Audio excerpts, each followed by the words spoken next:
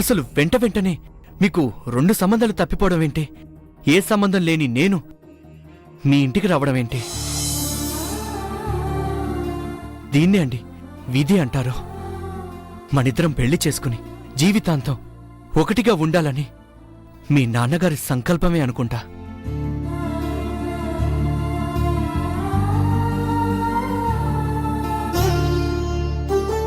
ఒకవేళ నాకు తల్లో చెల్లో ఉండి వాళ్ళకి కళ్ళు పోతే నేను జాలి చూపించనండి, బాధ్యత చూపిస్తాను.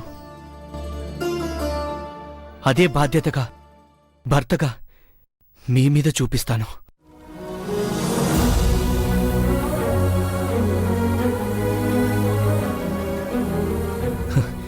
నా కళ్ళతో మీకు ఈ ప్రపంచాన్ని చూపిస్తానండి. బంగారు సింహాసనం మీద మిమ్మల్ని కూర్చోపెట్టలేనేమో కానీ నా మనసులో మిమ్మల్ని దేవతలా కొలుచుకుంటానండి. మీ పాదాలు కందకుండా పూలు జల్లలేకపోవచ్చేమో కానీ ఏ విషయంలోనైనా మీ మనసును కష్టపెట్టకుండా జాగ్రత్తగా చూసుకుంటానండి.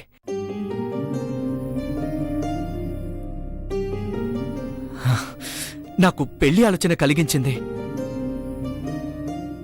మీ నాన్నగారి సంకల్పమేనని మీకు నమ్మకం కలిగితే నాతో పెళ్లి కొప్పుకోండి.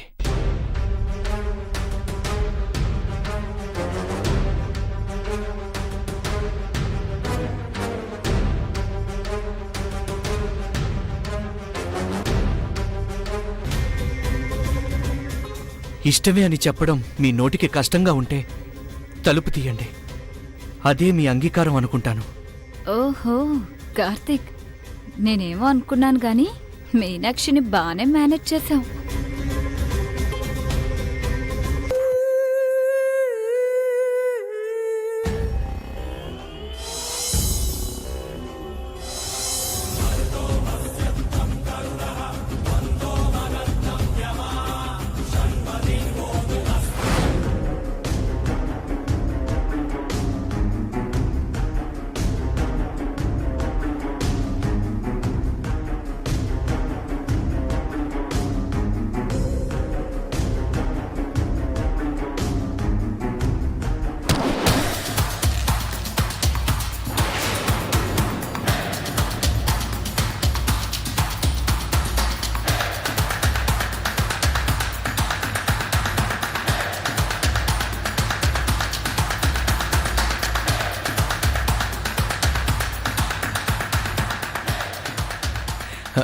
పెళ్లికి ఒప్పుకున్నందుకు థ్యాంక్స్ మీనాక్షి గారు.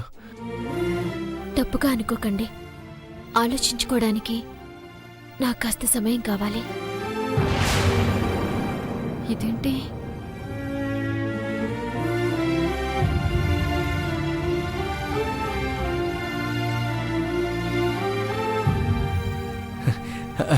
సరే మీ ఇష్టం.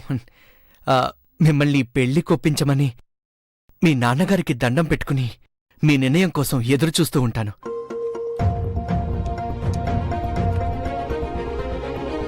వస్తానండి, వస్తాను.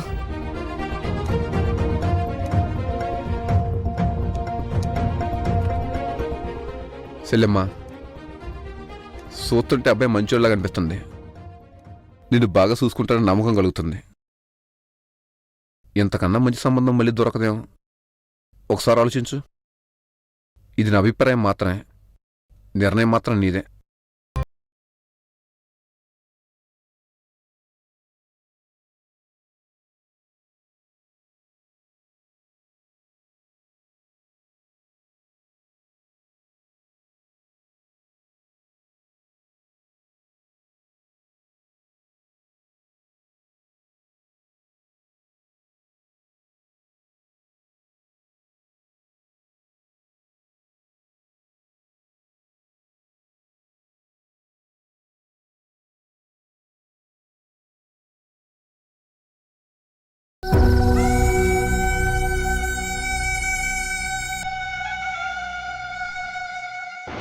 మనిద్దరి పరిచయం పైనున్న మీ నాన్నగారి ఆశీర్వాద బలం అనిపించి మిమ్మల్ని పెళ్లి చేసుకోవాలని నిర్ణయించుకున్నాను.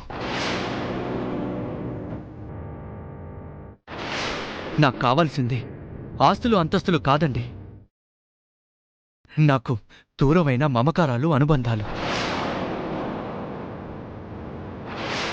మనిద్దరం పెళ్లి చేసుకుని జీవితాంతం ఒకటిగా ఉండాలని మీ నాన్నగారి సంకల్పమే అనుకుంటా.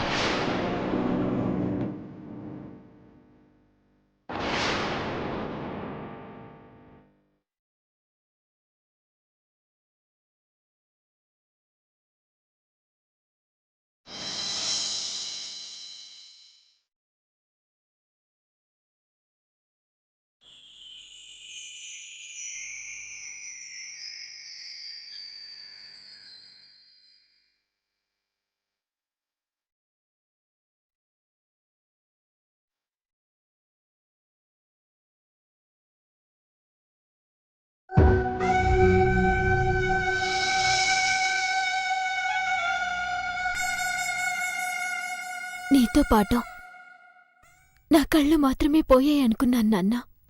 కాని ఆలోచించే శక్తి కూడా పోయిందని ఇప్పుడే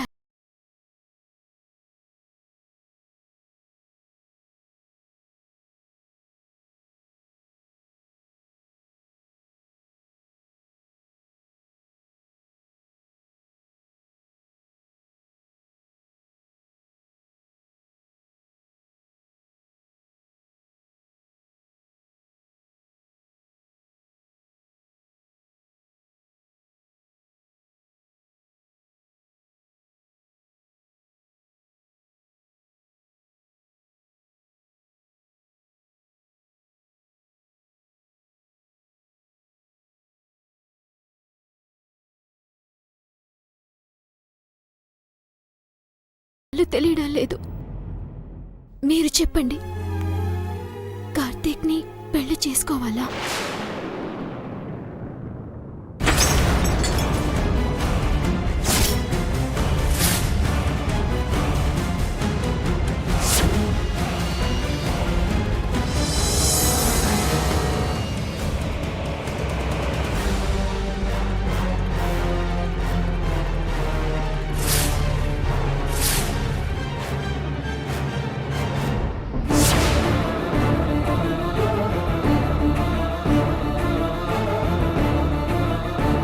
అంటే అతన్ని పెళ్లి చేసుకోవడం మీకిష్టం లేదా? సరే నాన్న, వద్దని అన్నయ్య వాళ్ళకి చెప్పేస్తాను. అతను చెప్పినట్టు ఇది నాన్న సంకల్పం కాదని, కార్తీక్ నాన్నకి నచ్చలేదని చెప్పేస్తాను.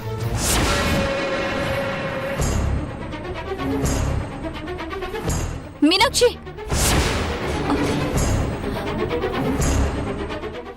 ఏమైంది? పెద్దదినా, కార్తీక్ని పెళ్లి చేసుకోవడం నాన్నకిష్టం లేదు. నాకు పెళ్లి చేసుకోవడం ఇష్టం లేదని అతనితో చెప్పేయండి.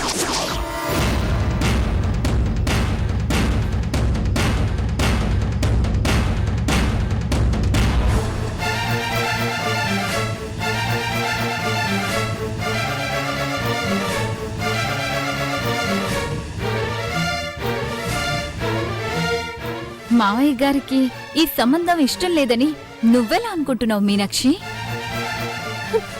ఇక్కడ కొంచెం కూడా గాలి లేదు. నా చెయ్యి కూడా నాన్న ఫోటోకి తగల్లేదు. కార్తీక్ని పెళ్లి చేసుకోనా నాన్న అని అడిగిన వెంటనే ఫోటో కింద పడి పగిలిపోయింది. అంటే ఏంటది నా అర్థం? అపశకునమనే కదా? ఈ పెళ్లి నాన్నకి ఇష్టం లేదనేగా?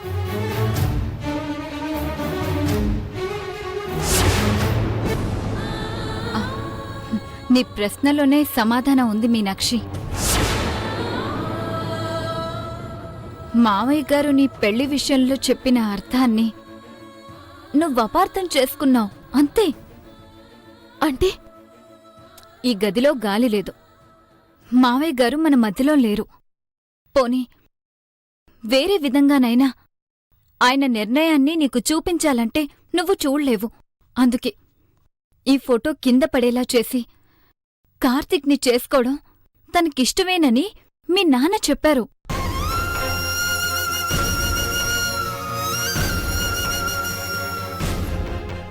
లేదొదినా, నాకెందుకో కేడు శంకిస్తుంది. నట్టింట్లో అద్దం పగలడం అనర్థమని పెద్దలు చెప్తారు. పెళ్ళయ్యాక భార్యాభర్తలు సర్దుకుపోవాలి గాని మనసుకి సర్ది చెప్పుకొని పెళ్లి చేసుకోకూడదు వదినా. ఏ సెంటిమెంట్ అయినా ఆ సమయంలో జరిగే మంచి చెడుల నుంచే పుడుతుంది మీనాక్షి. అలా అనుకుంటే ఒక భీభత్సం జరిగే ముందు ప్రశాంతత, ఒక శుభం జరిగే ముందేమో అశుభం జరుగుతాయంటారా?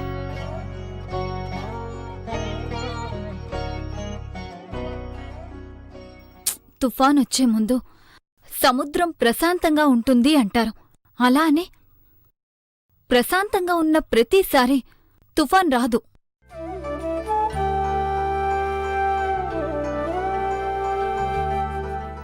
తండ్రి స్పృహలో ఉండడం అమంగళం అని రాముడు అడవికి వెళ్లడం మానుకొనుంటే రావణ సంహారంతో లోక కళ్యాణం జరిగేదే కాదు. ఏదైనా మనం చూసే దృష్టి, అర్థం చేసుకునే మనసు మీదే ఆధారపడి ఉంటుంది.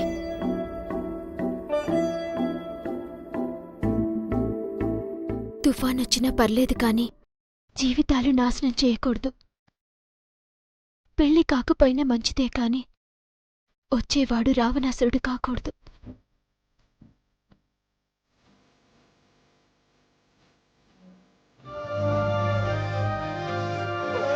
నీ జీవితాన్ని నాశనం చేసేవాడు నిన్ను పెళ్లి చేసుకుంటాడు అన్న అనుమానం కలిగితే ఒక తల్లిగా నా బిడ్డతో ఈ సంబంధం చేసుకోవద్దని నేనే చెప్పేస్తాను.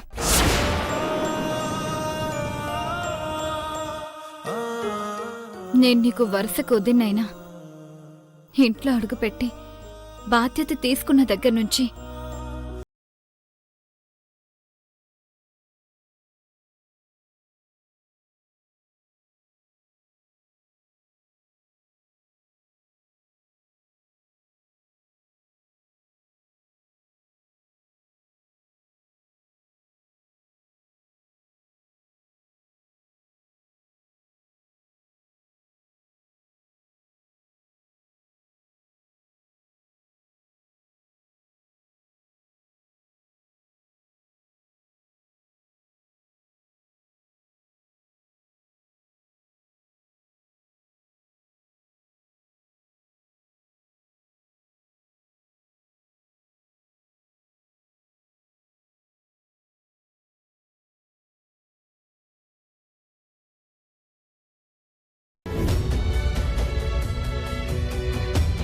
సెల్లెమ్మ నీ బాధ్యతని తప్పు పట్టలేదు కదా రోషిని.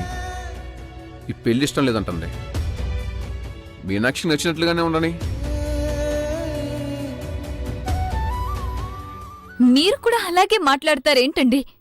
ఇలాంటి మంచి సంబంధం పోతే మళ్ళీ వస్తుందా? అంతేలేండి. ఎంతైనా మీ ఇద్దరి మధ్యలో నేను పరాయిదాన్నే కదా. నా మాట ఎందుకు వింటారులేండి. నువ్వు పరాయిదాన్ని ఎవరన్నారు? ఇలా చూసానా చెల్లెమ్మలా ప్రవర్తించిందా? ఇవన్నీ మాటలేలేండి. నేను తల్లినన్న మాట మీనాక్షి పెదవుల మీదే తప్ప మనసులో లేదని అర్థమైందిగా.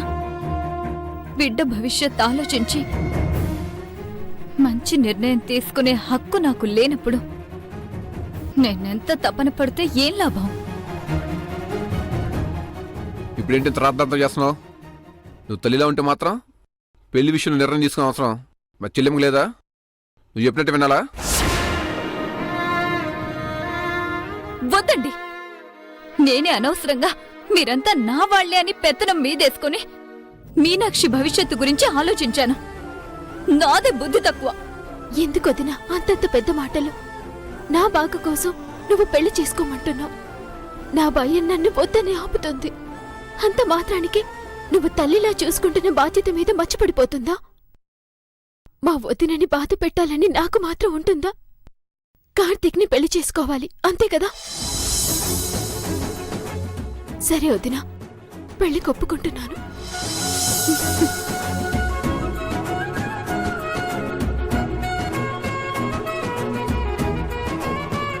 మీ వదిలేదో బాధపడిందని ఇష్టం లేని పని చేయటం ఎందుకు చెల్లెమ్మా? అదే లేదన్నయ్య. మనస్ఫూర్తిగానే ఒప్పుకుంటున్నాను.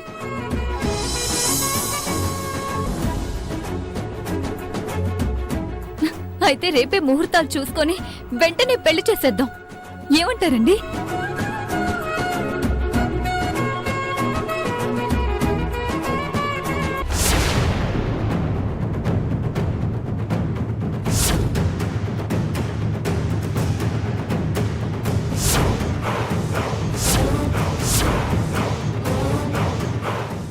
నేను ఇంత నాటకం ఆడింది మీ భవిష్యత్తు బాగుండాలని కాదే, నా జీవితం బాగుండాలని.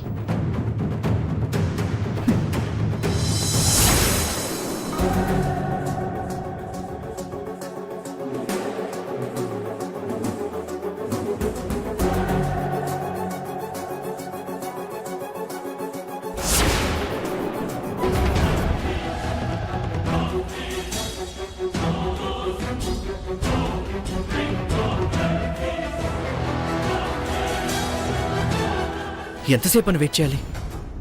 ఏం చేయమంటావు కార్తిక్? మీనాక్షి చాలాసేపు నిద్రపోకుండా పగిలిపోయిన తండ్రి ఫోటో పట్టుకొని అలాగే కూర్చొనుంది. ఓ, ఇప్పుడు పెళ్లికి మనస్ఫూర్తిగా ఒప్పుకున్నట్టేనా? మళ్ళీ ఏదైనా నిర్ణయం మార్చుకుని టెన్షన్ పెడుతుందా? ఆ అవకాశమే లేదు. కానీ ఒక్క విషయం మాత్రం గుర్తుపెట్టుకో కార్తిక్, ఆ, ఈ పెళ్లిని సీరియస్గా తీసుకొని ఆ మీనాక్షికి భర్తలా ప్రవర్తించావో నేనేం చేస్తానో నాకే తెలీదు.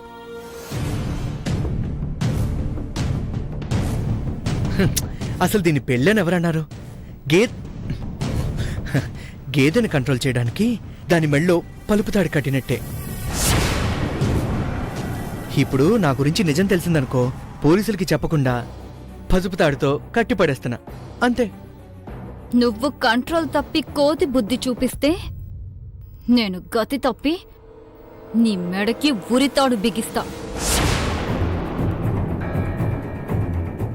ఇంకో విషయం, ఈ దరిద్రాన్ని వదిలించుకొని మనమిద్దరం ఒక్కటయ్యే వరకు ఎవ్వరికీ ఏ అనుమానం రాకుండా జాగ్రత్తగా ఉండాలి.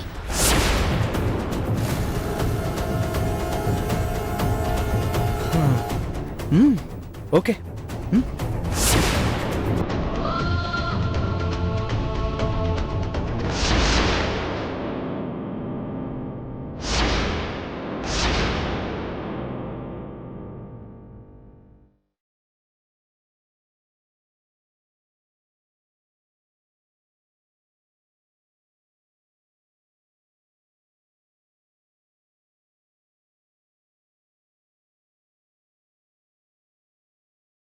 ఏంటండి? నువ్వు గదిలో కనిపించిపోయేసరికి ఇట్లా వచ్చా.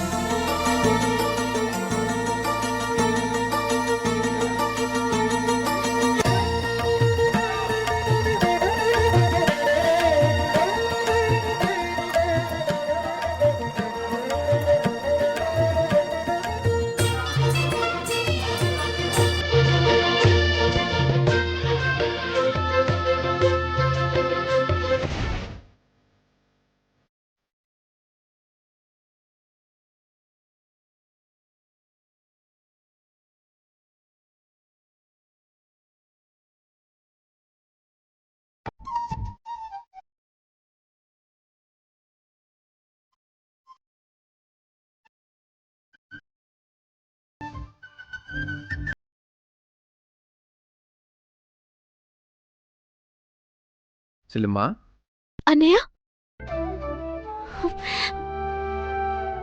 చిన్నప్పుడు భుజాల మీద ఎక్కించుకొని ఆడిచిన జ్ఞాపకం ఇంకా అలాగే ఉంది.